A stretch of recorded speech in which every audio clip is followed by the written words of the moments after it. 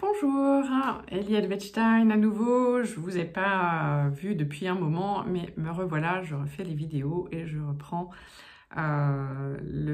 pour répondre déjà beaucoup à vos questions que vous me posez et puis j'ai tellement de choses encore à vous partager. Je suis Eliette Wettstein, je vous accompagne à dire merci et au revoir à la boulimie, l'anorexie ou l'hyperphagie, en tout cas votre addiction à la nourriture.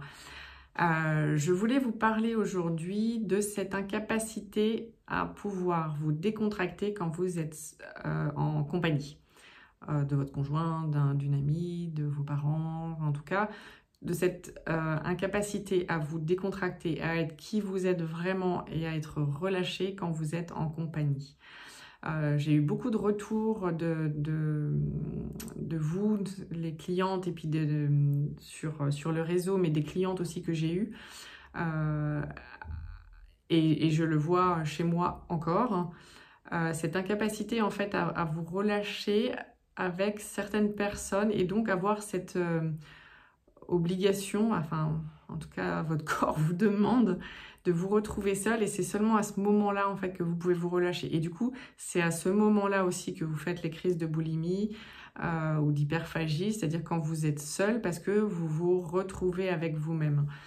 Il y a des choses qui se confondent en fait au niveau, alors j'allais dire énergétique, comportemental, etc.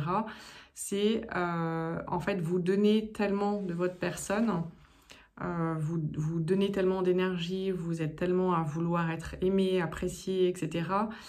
qu'il y a cette incapacité, tant que vous êtes au contact d'autres personnes, à être vraiment à l'intérieur de qui vous êtes et à l'intérieur de comment vous avez envie de vivre ce moment. En fait, c'est comme si vous êtes constamment sur le qui-vive quand il y a quelqu'un. Et je dis pas qui-vive, c'est pas forcément en insécurité, mais en tout cas, vous êtes sur le qui-vive, tout ce qu'il y a à faire, tout ce qui est à préparer. Vous savez, cette charge mentale, mais donc il y a les deux peuvent se cumuler, et insécurité et qui-vive, mais c'est pas obligé.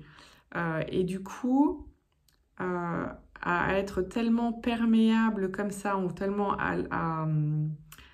disponible en fait pour les autres, qu'il n'y a que quand vous êtes seul que vous pouvez réellement vous relâcher. Et j'ai eu tellement de retours en fait de là-dessus, quand vous rentrez du bureau, du boulot, tout ce qu'il y a à faire à la maison, alors que votre conjoint, lui, il se pose dans le canapé et lui, il prend son temps. Donc il y a un truc, ok, qui est de la civilisation, enfin vous, c'est les femmes qui gèrent l'intérieur et qui pensent à tout, mais il y a pas que chez vous, c'est plus fort que ça. Il y a vraiment cette incapacité à prendre du temps pour soi et à être vraiment dans ses pensées, à être disponible pour soi quand il y a du monde à l'extérieur. Et donc ça, c'est important de s'en rendre compte, parce qu'une fois qu'on le comprend, une fois qu'on le sait, qu'on le comprend, et ben on peut avoir un impact dessus. On peut bouger les lignes, on peut décider d'agir autrement, ou on peut se créer ces moments, en fait, justement, mais qui ne sont pas forcément des moments où on mange en plus. Moi, je me suis rendu compte que les moments, du coup, les seuls moments que je m'autorisais justement de relâche et de décompression, et ben, c'était quand je mangeais, mais du coup quand je mangeais seule en étant cachée, etc.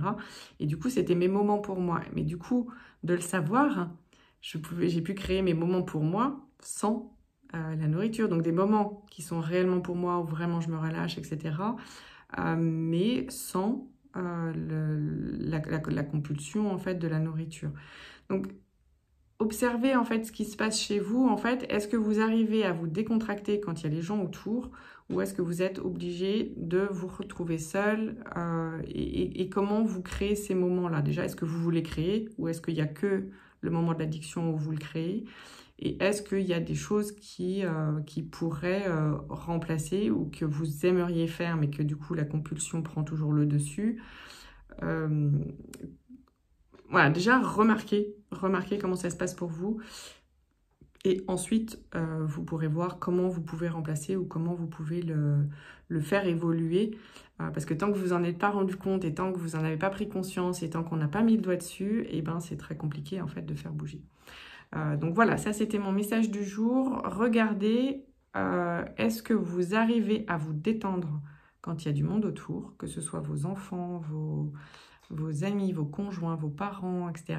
Est-ce qu'il y a des personnes avec qui vous y arrivez et d'autres avec qui vous n'y arrivez pas? Est-ce qu'il y a une différence entre hommes et femmes? Est-ce qu'il y a une différence entre enfants, adultes?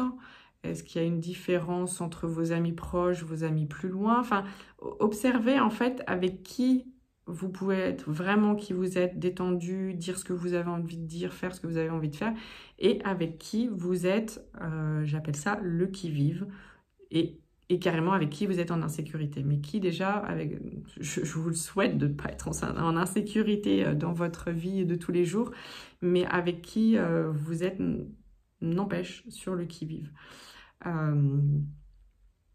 Moi, j'ai remarqué que j'étais plus détendue en fait avec les femmes, donc avec mes amis, qu'avec les hommes. Donc ça, c'est une chose, mais j'ai remarqué aussi dans les personnes avec qui je suis proche, il y en a avec qui je suis pas du tout détendue, il y en a avec qui je suis détendue, il y en a après, quand je les ai vus, j'ai besoin de récupérer et donc de prendre du temps pour moi. Il y en a d'autres, au contraire, ça m'a donné de l'énergie. Donc voilà, faites un petit check-up, en fait, un petit état des lieux de comment vous vous sentez ou de quoi vous avez besoin après en fonction des personnes avec qui vous interagissez et vous êtes en contact régulier. Et puis, si vous voulez en savoir plus, après, on peut travailler sur comment revenir bien à l'intérieur de vous, comment garder vos énergies autour de vous, comment pas vous disperser, en fait, chez les autres, comment nourrir, en fait, ce besoin de solitude, ce besoin de se retrouver, ce besoin de décompresser. Et ça, voilà, ça fait partie des choses que je travaille, en fait, avec mes clientes, et qui du coup permettent de faire dégonfler en fait ce besoin absolument irrépressible de manger. Alors j'ai le soleil qui arrive, voilà, ça me fait les yeux encore plus plissés que d'habitude.